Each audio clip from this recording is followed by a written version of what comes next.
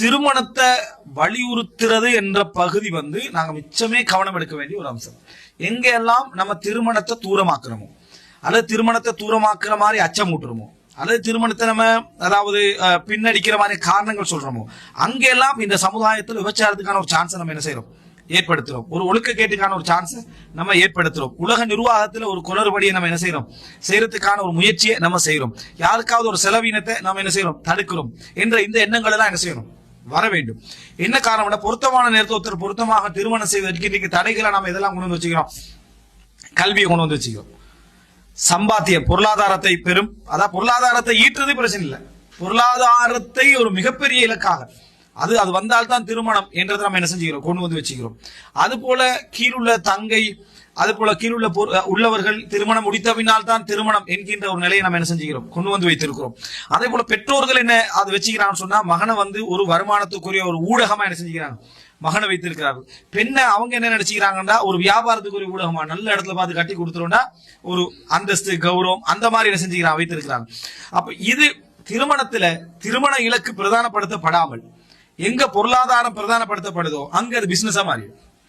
பிசினஸா மாறினா திருமணத்துல மத்த இலக்குகள் என்ன செஞ்சிடும், உடைபட்டு போவது நம்ம என்ன செய்கிறோம், பார்க்கிறோம். அப்ப திருமணத்துல இலக்குகளை சரியாக புரிஞ்சா மட்டும்தான் இது நம்ம சரியான இடத்துல கொண்டு வந்து வைக்கலாம். யாரெல்லாம் திருமணத்துல இலக்குகள்ல மற்ற விஷயங்களை, பொருளாதாரத்தை, கௌரவத்தை, மற்ற விஷயங்களை உட்படுத்தினா அதுதான் பிரதானம் என்ற அடிப்படையில போகிறார்களோ அது தவறில்லை, ஹராம் அல்ல. ஆனால் அது முழுமையான ஒரு குடும்ப வாழ்க்கையை என்ன செய்யாது, ஒரு ஈட்டி தராது, ஒரு நிம்மதியை தராது, பிரச்சனைகளை வலுக்கும் என்பதை நம்ம புரிந்து கொள்ள வேண்டும். ஆனா இன்றைய சிஸ்டத்தை நான் சொன்ன இந்த குரங்கியல் சிஸ்டமே தானே, இந்த சிஸ்டமே எப்படி அமைச்சிட்டான்னு சொன்னா நம்ம அரைவாசி உள்வாங்கப்பட்டிக்கிறோம். உலக சிஸ்டத்துல ஹலாலான வடிவத்துக்குள்ள அரைவாசி உள்வாங்கப்பட்டிக்கிறோம். அரைவாசி தான் இப்ப இடுப்புக்கு மேலதான் இருக்குது. இப்ப இதுக்கு எதிராக முயற்சி எடுக்கிறவங்க இருக்கிறாங்களே, இந்த குரங்கியல் சிஸ்டத்திலிருந்து விடுதலை பெற, அதுல அரைவாசி விழுங்கப்பட்டார்கள் தான் முயற்சி எடுத்துருக்காங்க. அரைவாசி அவங்க விழுங்கப்பட்டது விளங்காம இல்ல, விளங்காம உள்ளவங்க இருக்கிறாங்க. விளங்கி இந்த ஓட்டத்துல நம்ம மாட்டிக்கிறோம், யூட்டேன் அடிக்க வேண்டியிருக்கேன்னு விளங்கிக்கண்டு இருக்கக்கூடிய நிலைமையும் இருக்குது. என்ன காரணமா பாருங்க, உத்தம் 18 வயசுல திருமணம் முடிக்க நினைச்சாலும் முடிக்கலாத கல்வி திட்டத்துல அப்படி ஒரு கல்வி திட்டத்தை தந்துட்டான். 18 வயசுல திருமணம் முடிக்க நினைக்கிறான்னு, அவனு திருமணம் முடிக்கல. அப்பதான் இப்பதான் +2 படிச்சுட்டீங்க அப்படின்ற, இப்பதான் +2 படிச்சுட்டு உனக்கு என்ன திருமணம், இப்பதானே +2 படிச்சு, +2 அப்படின்றது அப்படி எடுங்கப்பா. +2 இப்போ ஒரு 50 வருஷம் வைங்களேன், இந்த அப்படி எடுத்துருங்க. எடுத்து அவனுக்கு 18 வயசு. இவன் யாரு, இவன் ஒரு காலத்துல படை தளபதி, இந்தியா வெற்றி கொண்டான் ஒருத்தர். இன்னொருத்தர் இஸ்தான்புல்ல என்ன செய்யறாரு, வெற்றி கொள்றாரு. இன்னொருத்தர் என்ன செய்யறாரு, ஜோர்தான் அந்த ரோமர்களுக்கு எதிராக படை தளபதி உசாமா, முகமது பின் காசிம், இப்படி போன படை தளபதிகள். அப்ப இவன் என்ன செய்யறான்டா, 18 வயசுல +2 படிக்கிறாரு அப்படின்னு கொண்டு வச்சுட்டான். அப்ப என்னடா, இவன் படை தளபதியும் இல்ல, இவன் என்ன ஆக அட்லீஸ்ட் அந்த வகுப்புக்கு மட்டும் தளபதி மோனிட்டர் பட்டத்தை கொடுத்து அவனை சந்தோஷப்பட வச்சுக்கிறான். நான் இந்த கிளாஸுக்கு மோனிட்டர் சர்டிபிகேட் எல்லாம் அவனை ஆக குறைஞ்ச சந்தோஷத்துல கொண்டு வந்து வச்சுக்கிறான். அதை வச்சு பெற்றோர்கள் சந்தோஷம் அடைகிற இடத்துக்கு கொண்டு வந்து வச்சுட்டாங்க. இதுல யார் தப்பினாங்கன்னா, இந்த சிஸ்டத்துல அகப்படாம இருக்கிற மன்னர்கள், ஆட்சியாளர்கள், பெரும் என்ன தலைவர்கள், லட்சாதிபதிகள் இந்த சிஸ்டம் தப்பிட்டாங்க. ஆனா அந்த சிஸ்டத்துக்கு சேவிஸ் பண்ண வேண்டியிருக்கிற மக்கள் இதுல இருந்து படிச்சுட்டு வரவங்க அவங்க தப்பல்ல. ஏன்னா அவங்க சேவன்ட்டுகள், உலக சிஸ்டம் அப்படி வந்துட்டு அவங்க எவ்வளவு பெரிய அந்தஸ்து இருந்தாலும் சரி அவங்கள சேவன்ட்டுகளா என்ன செஞ்சுட்டான், மாத்திட்டான். அதாவது ஒரு இதை செய்யறதுக்கு இவங்களுக்கு ப்ராடக்ட் கம்பெனி தேவை, அந்த கம்பெனில போட்டு ப்ராடக்ட் பண்ணி எடுத்து என்ன சின்னத்துல இருந்தே யூனிஃபார்மை பழக்கி அதை பழக்கி இதை பழக்கி அதே யூனிஃபார்ம்ல நீ செயல்படணும் மாதிரி கொண்டு வந்து அவனை வச்சிடறான். ஆனா ஃபர்ஸ்ட்ல உள்ள என்ன பாத்தீங்கன்னா மன்னர்களா 32 வயசுல மன்னர் ஆகிறான் ஒருத்தர், 18 வயசுல ஒருத்தர் தளபதி ஆகிறான். அவன் இந்த உலகத்துல தான் கவர்னர் ஆகிறான், தளபதி ஆகிறான், மன்னர் ஆகிறான், இளவரசர் ஆகிறான். ஒவ்வொருத்தரும் ஒவ்வொரு இடத்துல என்ன செய்யறான், இருந்துட்டு இருக்கிறான். அதே நேரத்துல 18 வயசுல உன கல்யாணம் முடிக்கலாமான்னு இவனுக்கு நம்ம கேட்டுட்டு இருக்கிறோம். சேம் உலகம் தான், அதே உலகத்துல தான் வாழ்றோம். அப்படின்னா இந்த மாதிரி ஒரு அமைப்பு சிந்தனையை கொண்டு வந்ததுக்கு என்ன காரணம்னா நம்மளோட படிப்பு கல்வி திட்டம் இதுல இருக்குது. அதான் நம்ம ஏற்கனவே சொன்னோமே, நம்ம எவ்வளவு படிச்ச ஒரு பிள்ளைய திருமணம் முடிச்சாலும் உங்களோட மனைவி படிச்சுக்கிறான்டா, அவ்வளவு பெருசா படிக்கல, +2 தான் படிச்சுக்கிறான். +2 படிச்சுன்னா என்ன அர்த்தம்னு சொன்னா கிட்டத்தட்ட ஒரு 12 வருஷம் 16 வருஷம் படிச்சுக்கிறான்னு அர்த்தம். அந்த படிப்பே கணக்கெடுக்கிறான் இல்ல, படிக்கவே இல்லைன்றான், அவ்வளவு பெருசா படிக்கல அப்படின்றான். காலேஜ் போய் ஒரு 2 வருஷத்துல இடையில வந்தா அவனும் படிப்பு முடிஞ்சிடல. சரி, காலேஜ் போயிட்டு வந்தா படிச்சுக்கிறான், ஜப் இல்லை அப்படின்றான். அப்படின்னா இவன் என்னடா அவன் கம்பெனில சேரும் வரைக்கும் விட மாட்டான். இந்த லெவல்ல ஒரு சிஸ்டத்தை வச்சோன்னே அவனை திருமணம் முடிக்க இயலாது. இப்பதானே யூனிவர்சிட்டி முடிச்சது, அதுக்குள்ள உனக்கு என்ன திருமணம்? சில முஸ்லீம் பிள்ளை ஆகல என்ன செஞ்சிடறாங்கன்னா, ஒரு யூனிவர்சிட்டி காலேஜ் போற டைம்ல திருமணம் முடிச்சிடறாங்க, நேரத்தோடய முடிச்சுட்டாங்க அப்படின்றான். என்ன எத்தனை வயசு? 5 வயசான்னு கேட்டா இல்ல 20 வயசு. அதனால நேரத்தோட 22ல முடிச்சுட்டாங்களா. யூனிவர்சிட்டி போறாங்களா, படிக்கிறாங்களா, கொஞ்சம் கால நேரத்தோட என்ன செஞ்சிட்டாங்க, அவங்க முடிச்சுட்டாங்க. இந்த சிந்தனையை கொண்டு வந்து முஸ்லீம் சமுதாயம் அங்கீகரிக்கிறதா இல்ல இப்ப அப்படின்னா நாம உள்வாங்கப்பட்ட மாதிரி இந்த சிஸ்டத்துக்குள்ள உள்வாங்கப்பட்டோம். ஆனா 13 வயசுல லவ் பண்ணலாம், 15 வயசுல லவ் பண்ணலாம், வேலண்டைன்ஸ் டே கொண்டாடலாம், கொடைக்குள்ள தனியா இருக்கலாம், தனியா இருந்து பேப்பர் வாசிக்கலாம், எல்லா விதமான அட்டகாசம் செய்யலாம். ஆண் என்ன செய்யலாம், அவர்கள் அதுல இருந்து கிடலாம், ஜாயின் என்ன லிவிங் டுகெதரா அதுல இருந்து கிடலாம், இப்படியான குப்பை எல்லாம் செய்யலாம். அதுக்கெல்லாம் ஒரு சப்ஜெக்ட் எல்லாம் இல்லை, அது பிரச்சனை. அதெல்லாம் இதை நீங்க பாக்குறீங்களே, அப்படி செய்யலாம்னு சொல்றான், அப்படி செய்யலாம்னு வாழ்த்துறான், அதுக்கான எல்லா நிலைமைகளையும் அவன் கொண்டு வந்து கொடுக்குறான். அப்படி இருந்துட்டு திருமணத்தை மட்டும் என்ன செய்யறான்னு சொன்னா, இந்த வயசுல திருமணம் முடிக்கிறதா அப்படின்னு கேட்கிறான்னு சொன்னா, நம்ம இந்த சிஸ்டத்துக்குள்ள ஆகப்படலையா? ஆகப்பட்டு தான் இருக்கிறோம். இத மாத்தமா யாராவது பேசினா அவர் கொஞ்சம் இந்த புறநடை என்றா என்ன, முறையான நடையல்ல, புறநடை. எப்பயும் பேமெண்டால தான் பஸ் வண்டி ஓட்டுவார் மாதிரி என்ன, அவரை வந்து என்ன அந்த லெவலுக்கு அவரை கொண்டு போய் தருவார். யாராவது ஒரு ஐடியா அப்படி இப்படி கொடுத்தா அவர் கொஞ்சம் வினாடி, சில கொஞ்சம் நாகரீகமானவங்க எல்லாராலும் சாத்தியம் இல்லை தானே அப்படின்ட்டு சந்திரன்ல வாழ்ந்துருக்கிறோம், இங்கதான் வாழ்ந்துருக்கிறோம். ஆனா இந்த ஒரு நடைமுறை நம்ம பிள்ளைக்கும் அப்படியே செய்யப்படுது. சிஸ்டம் வருது. இது எப்ப இருந்து வருது? இந்த காலனித்துவத்தில இருந்து விடுதலை பெற்றதுல இருந்து, அதாவது அந்த அந்த மற்ற நாடுகளை வந்து இருந்து விடுதலை பெற்றது சிஸ்டத்தை கொடுத்துட்டு போயிட்டான், சிஸ்டம் எல்லாம் கொடுத்துட்டு போயிட்டான். எதை எடுத்தாலும் சிந்திக்கிற முறைகள்ல இருந்து எல்லா பகுதியில இருந்து இதாயிட்டான். இன்னொரு என்ன செய்யறான், இளைஞனா டீனேஜ், அவன் வந்து கட்டிளமை பருவத்தில் இருக்கிறான். டீனேஜ்னா என்ன, அப்ப அவன் 13, 14, 15, 16, 17, 18 அப்படின்னு கொண்டு வந்தான். 19 டீன், சரியா? டீனா அப்ப இவனுக்கு வந்து இவன் வந்து அந்த டைம்ல கட்டிளமை பருவம் கொஞ்சம் துடிப்பா இருப்பான், விளங்குற சக்தி இருக்காது, குழப்பமா இருந்துகிட்டே இருக்கும். கட்டிளமை பருவத்துல குழப்பமா இருக்கேன் இவனா உருவாக்கி விட்டான். அரபுல வந்து அதாவது முராஹிக்கன்ற பேரை கொடுத்திக்கிறான். எப்படி தேர்ந்தெடுத்து கொடுத்திக்கிறான்? முராஹிக்கன்னா என்னன்னா, ஸ்ட்ரெஸ்ல திடீராக இருக்குதே, டயர்டுல, அந்த மாதிரி சூர காஃப்ல வருது ரஹகாண்டு, எங்கட பிரயாணத்தில் நாங்கள் களைப்பை அடைந்து விட்டோம், முராஹிக் அப்படின்னா வயசு, அப்படி இளம் ரத்தம், என்ன இளம் ரத்தம், துடிப்பா தான் என்ன செய்வாங்க, இருப்பாங்க. நீங்க பாரு, உனக்கு இப்பதான் 16, விளக்கமெல்லாம் உனக்கு என்ன போதாது அப்படி என்று அவனை தட்டுற இடத்துக்கு அதை கொண்டு வர. எந்த வயசு? டீனேஜ். அப்ப டீனேஜ்ல எல்லா கூத்தும் பண்ணலாம், எல்லா அசிங்கமான வேலையும் செய்யலாம். திருமணம் டீனேஜ் என்ற லெவலுக்கு அவனை கொண்டு வந்துட்டான். அப்போ இந்த மாதிரி ஒரு இடத்துக்கு உலகத்தை சிஸ்டத்தை கொண்டு வந்து ஃபர்ஸ்ட் என்ன சொல்ற, கல்வி, அதுக்கு பின்னால தொழில், அதுக்கு பின்னால அந்த அவனுக்கு வருமானம் ஈட்டி நிலம் வாங்கி வீடு கட்டணும், அதுக்கு பிறகு திருமணம் முடிக்கணும், அதுக்கு பிறகு வாழ்றது 5 வருஷம், அதுக்கு பிறகு புள்ள பெத்தாச்சு, ஒரு சுகர் கொலஸ்ட்ரால், 50க்கு பிறகு என்ன மரணம், அதோட எல்லாத்தையும் என்ன செய்யறது, முடிச்சு கொள்றது நம்ம என்ன செய்யறோம் பாக்குறோம். இப்படி ஒரு வாழ்க்கை முறை என்ன செஞ்சுக்கிறான்.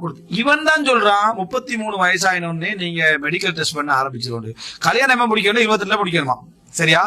ஃபுல் பாடி மெடிக்கல் செக்அப் எத்தனை வயசுல இருந்து 33 என்ன செஞ்சிடணும் ஆரம்பிச்சிரு, மொத்தம் 7 வருஷம். இது என்ன வாழ்க்கை முறை சிஸ்டத்தை கொண்டு வந்து நினைச்சு பாருங்க. ஆனா இதை ஏற்றுத்தான் ஆகணும் என்ற அடிப்படையில் ரோடு எல்லாம் போட்டாச்சு. இப்ப நம்மட வண்டி எடுத்தாலும் நம்ம வேற ரோடால போகிறது, அவன் போட்டுக்கிற ரோட்ல தான் என்ன செய்யணும் போகணும். நான் வந்து இட சைட்டால ஓட்ட மாட்டேன், வட சைட்டால ஓட்ட முட்டி போடும், சரியா? அப்ப நம்ம சரியான இதுல தான் போகணும். இந்த அதாவது நம்ம இப்ப நிலைமை எப்படி ஆகின்னு சொன்னா, நம்ம ரோங் சைடால போக வேண்டியிருக்கு. என்ன காரணம்டா, அவன் வந்து ரோங் சைடால வந்துட்டு முன்னால அவர் ரோங் சைடால வந்தா நான் என்ன செய்ய வேண்டியிருக்கு, நான் ரோங் சைடால தான் என்ன செய்யணும் போக வேண்டிய நிலைமையில வாழ்க்கை முறை அமைச்சிட்டான். அப்ப குழந்தையுடைய சிந்தனையில இருந்து எல்லா பகுதியில இருந்து எல்லாம் மாற்றிவிட்ட பின்னால திருமணம் என்பது லேட் ஆகும். திருமணம் லேட் ஆகினா பார்வையை தாழ்த்தி கொள்ள மாட்டான், கற்ப பேணிக்கொள்ள மாட்டான், கோ எஜுகேஷனோட பகுதியை வச்சிருக்கிறான். இந்த மாதிரியான வேலண்டைன்ஸ் டே அது மாதிரியான விஷயங்கள் எல்லாம் வச்சுக்கிறான். இதுல வந்து தேவையில்லாம இஸ்லாமிய காதல் ஒரு பகுதியை நம்மளும் சேர்ந்துங்க ஒரு பகுதி, அதுவும் சேர்ந்து அறிமுகமா எல்லாம் சேர்ந்து ஒரு அப்படியான திருமணத்துக்கு டைம் 28 வயசு வரையும் போகணும் டைம். இப்படி போனீங்கன்னு சொன்னா இந்த வாழ்க்கை ஒழுக்க கேட்ட வழக்குமா வழக்காது. லேசான ரூட்டுன்னு அவன் பொறுப்பற்ற ரூட்டுகளுக்கு என்ன செய்யறான் போறான்.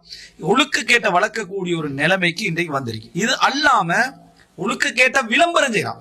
ஒழுக்க கேட்ட விளம்பரம் செய்யறான். என்ன விளம்பரம் செய்யணும்? மூல வெட்கத்தை இல்லாமக்கணும். இதாலம் தஸ்தஹி ஃபஸ்னா மாஷித், உனக்கு வெட்கம் இல்லை என்றால் விரும்பியது என்னை செய்து கொள். அப்ப வெட்கத்தை இல்லாமக்கணும். வெட்கத்தை இல்லாமக்கணும் என்ன? பழக்கணும். வெட்கத்தை இல்லாமக்கணும்டா பழக்கணும். அப்ப சின்ன சின்ன பொம்மைகள் ஏதாவது இருந்து இது இருந்து டிவிகள் இருந்து யூடியூப் சேனல்கள் இருந்து சின்ன சின்ன சின்னதா காட்டி காட்டி வெட்கம் அப்படியே என்ன செஞ்சிடும், லைட்டா இல்லாம. இதெல்லாம் இதை தவிர்க்க முடியுமா அப்படி என்ற ஒரு நிலைமைக்கு ஆகல என்ன செஞ்சிருவான், அதை கொண்டு வந்துருவான். இதுக்கு பின்னால திருமணம் முடிக்க வர மாட்டான். திருமணம் லேட் ஆகணும். திருமணம் உனக்கு இந்த வயசு இல்ல, திருமணம் சரி வராது, செலவு வேணும், பொருளாதாரம், அப்படி இதை வளர்த்துக்கண்டே இருப்பான். இப்படியான ஒரு நேரத்துல ஒருவன் வெளியிறங்கி இருந்து வீட்டுக்குள்ள வரும் வரைக்கும் விளம்பரங்கள்ல இருந்து, காட்சிகள்ல இருந்து, ஆடைகள்ல இருந்து, சிந்தனைகள்ல இருந்து, வழிமுறைகள்ல இருந்து ஒழுக்கக்கேட விதைச்சிட்டு, வீட்டுக்கு வந்து மொபைல திறந்ததுல இருந்து ஒழுக்கக்கேடையும் விதைச்சிட்டு, இருக்கக்கூடிய சூழலையும் ஒழுக்கக்கேடாக மாத்திட்டு, சிலபஸையும் ஒழுக்கக்கேடாக மாத்திட்டு, திருமணத்தையும் பிந்த வச்சுட்டு என்ன நினைக்கிறான்? ஒழுக்கக்கேடான ஒரு வாழ்க்கை. அல்லாஹ் தஆலா சொல்றான், அவர்களுக்கு பின்னால் ஒரு சமுதாயத்தினர் வந்தார்கள், அவர்கள் தொழுகையை வீணடித்தார்கள், ஒழுக்கக்கேட்டின இச்சைகளை அவர்கள் பின்பற்றினார்கள், அவர்கள் அழிவை சந்திப்பார்கள். அவர்கள் அழிவை சந்திப்பார்கள். அப்ப ஷஹ்வா, இந்த விதமான ஒரு நிலை என்ன செய்கிறது வந்திருப்பதை நம்ம பார்க்கிறோம். ஒருபடி மேல திருமண வாழ்க்கையை எப்படி ஆக்கிட்டாங்க? எளிமையற்ற வாழ்க்கையை ஆக்கிட்டாங்க, ஆடம்பரமா ஆக்கிட்டாங்க. அதுக்குள்ள நுழைய நினைக்கிறவன் அச்சப்படுறான். அதுக்குள்ள இங்கல ஒரு பகுதி அவன் தைரியமா நுழைய நினைச்சாலும் நிலம் வாங்கிட்டியான்னு கேட்கிறான். நிலத்துக்கு இதுக்கு என்ன இல்ல, நிலம் வாங்கினா தான் திருமணமே. அப்படி ஒன்ற இடத்துக்கு கொண்டு வந்த உடனே அப்படியா, அப்ப கொஞ்சம் நிக்கிறான் அங்க. அதாவது இப்படித்தான் எங்க வீட்டுடைய செட்டப் இருக்கு, எங்க வீட்டிலேயே நம்ம வாழ்ந்து கொள்வோமா? இல்ல, இஸ்லாம் பெண்களுக்கு உரிமை வழங்கி இருக்கிறது அப்படின்னு அதுல மட்டும் இஸ்லாத்தை பேசிட்டு அனுமதி தான், பிழையெல்லாம் இல்ல, அதோட உரிமை வழங்கி. அப்படியே அப்ப ஊடு கட்டி தான் முடிக்கணுமா? ஊடு கட்டி தான் முடிக்கணும். அப்ப தரஃப் ஆடம்பரம், எளிமையற்ற தனம், அத அனுமதிகளை பயன்படுத்தி கொள்ளாமல் அதுல சிறப்பு என்ற பெயர்ல அவங்க முன்னுக்கு போற நிலைமைகள் எல்லாம் என்ன செஞ்சிருக்கு?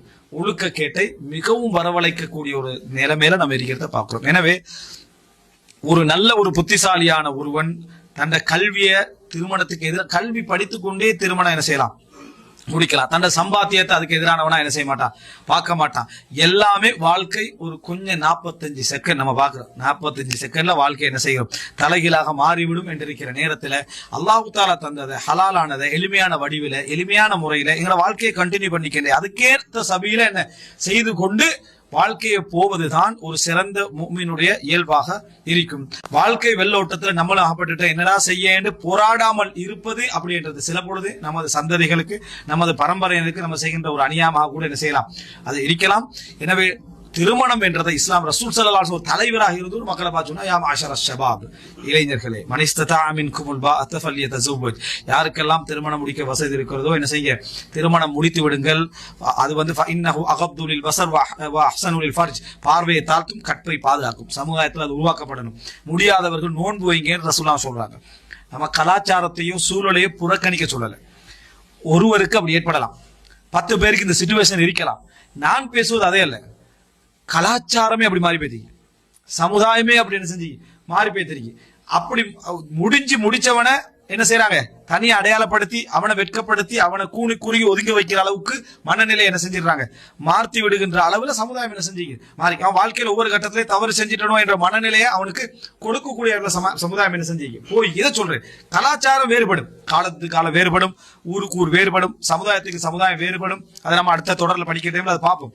அதை குறை சொல்லல, ரசூலுல்லாஹ் கலாச்சாரம் மாதிரியே, அதாவது சூழல் அந்த இது மாதிரியே நம்ம நிலை இருக்காது. காலத்துக்கு காலம் வேறுபடும். இது ஒரு நவீன உலகம், அதுக்கு சில விதிகள் இருக்குது. ஆனா இந்த இஸ்லாத்துடைய அந்த அடிப்படை விழுமியங்களை நம்ம வெக்கத்தோடு பார்க்கிற அளவுக்கான சூழ்நிலை உருவாக்குறது அப்படி என்று சொல்றது இந்த குரங்கியரின் ஒரு சிஸ்டமும் தான். அதே நேரம் என்ன, இந்த சமுதாயத்துடைய ஆடம்பரமும் தான். இவைகள் தான் இதை என்ன செய்து மோத வைத்திருக்கிறது நம்ம பார்க்கிறோம். எனவே இஸ்லாம் திருமணத்தை வலியுறுத்துவதன் பின்னணியில இவ்வளவும் என்ன செய்கிறது இருக்கிறது. இந்த இலக்குகளை புரிந்த அமைப்பில் நமது குடும்ப வாழ்க்கையை ஆரம்பிப்பதற்காகவும் அல்லது சொல்லிக் கொடுப்பதற்காகவும் அல்லது ஆரம்பித்த வாழ்க்கையில் அதுல சீர்திருத்த வேண்டியிருந்தால் அதை சீர்திருத்தியவர்கள் அல்லாஹ் தஆலா ஆக்குவதற்காகவும் இந்த புரிதலை தர வேண்டும்.